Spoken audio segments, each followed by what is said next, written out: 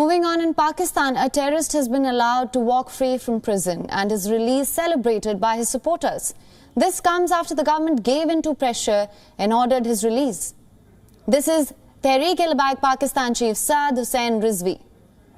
He was charged under Pakistan's Anti-Terrorism Act after his name was removed from the terror list. He walked out of Central Jail in Lahore. The radical Islamist leader received a grand welcome with scores of his supporters showering rose petals on his car. The TLP chief had been under detention since 11th of April. He was released after Pakistan government and the TLP reached an agreement. Remember, on 31st of October, the Pakistan government announced that a consensus had been reached with the Tehreek-e-Labbaik Pakistan after the latest round of talks between the two sides. The TLP had kept Pakistan on edge since April. That's when their leader, Saad Rizvi, was arrested. He wanted Islamabad to expel the French ambassador. Why? Because France allowed depictions of the Prophet Muhammad.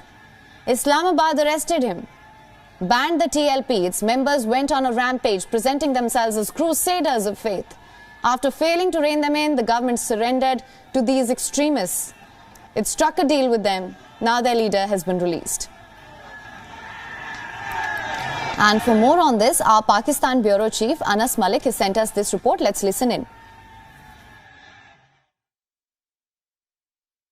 After much back and forth, Saad Rizvi, the chief of Tehreek-e-Labbaik Pakistan, has walked free today from Lahore's Court Lakhpat jail. What is the deal between the Pakistani government and his outfit? That still remains a mystery, given that it was a secret deal. But his release was only possible after the change in his status following the removal of his name from the fourth schedule or the proscribed persons list. Now, what would be interesting would be to see whether Saad Rizvi, following his release, will be an ally for the government, or would he continue to be a troublemaker for the government as the government saw it before. That is something that would be closely watched out.